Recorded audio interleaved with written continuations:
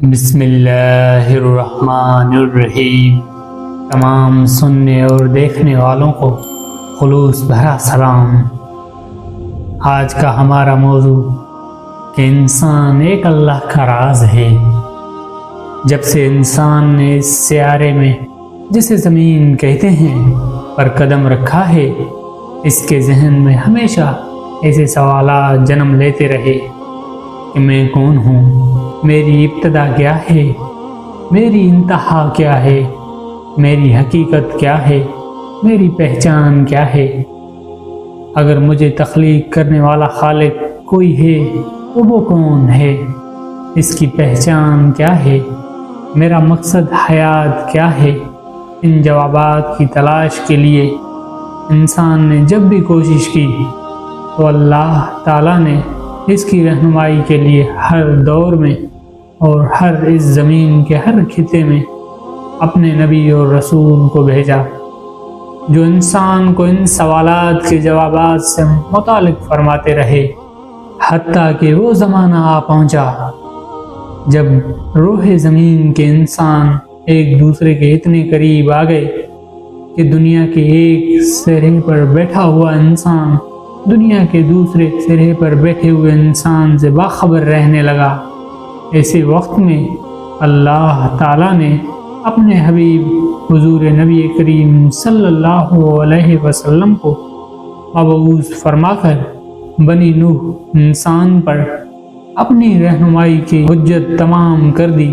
آپ صلی اللہ علیہ وسلم پوری نسل انسانی کے لیے تا قیامت ہادی ہیں۔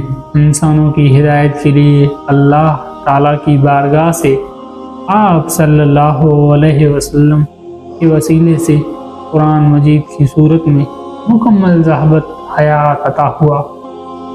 آپ صلی اللہ علیہ وسلم کے بارے میں ارشاد رب تعالیٰ ہے، آپ صلی اللہ علیہ وسلم اپنی خواہشات سے بات نہیں کرتے، یعنی آپ صلی اللہ علیہ وسلم کی زبان مبارک سے نکلا ہوا ہر الفاظ وحی الہی کی ایک صورت ہے۔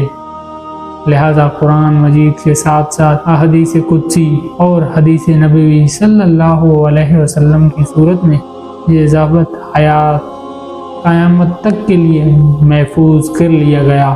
جس خوش قسمت نے اس ضابط حیات سے رجوع کیا، اسے رہنمائی ملی اور اس نے اپنا مقصد حیات حاصل کر لیا۔ اللہ تعالیٰ نے اس حدیث قدسی میں انسان کی تخلیق کا مقصد بیان فرمایا۔ میں ایک پوشیدہ خزانہ تھا، میں نے چاہا کہ پہچانا جاؤں، اس لیے میں نے مخلوق کو پیدا کیا۔ اس حدیث قدسی سے واضح ہو گیا کہ انسان کی تخلیق کا مقصد اللہ تعالیٰ کی پہچان اور معرفت ہے۔ اب سوال یہ پیدا ہوتا ہے کہ انسان کو اللہ تعالیٰ کی پہچان کیسے حاصل ہوگی؟ تو اللہ کی پہچان کا طریقہ حدیث شریف میں بیان کیا گیا ہے۔ جس نے اپنے نفس کو یعنی خود کو پہچان لیا، بے شک اس نے اپنے رب کو پہچان لیا۔ اس کی شرح اس طرح ہے کہ اللہ تعالیٰ نے تمام روحوں کو عالم ارفاق میں روح مصطفیٰ صلی اللہ علیہ وسلم سے پیدا فرمایا۔ اس مقام پر روح کو روح قدوس کا نام دیا جاتا ہے، اور یہی روح کی وہ حالت ہے جس کے بارے میں اللہ تعالیٰ نے فرمایا، انسان میرا راز ہے اور میں انسان کا راز ہوں۔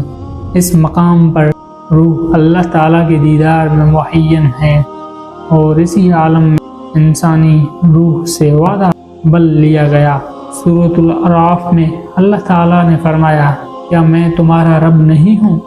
تمام روحوں نے جواب دیا، ہاں تو ہی ہمارا رب ہے۔ عالم ارواح وہ عالم ہے جہاں پر انسانی روح کے سوا تمام مخلوقات کا داخلہ ممنوع ہے۔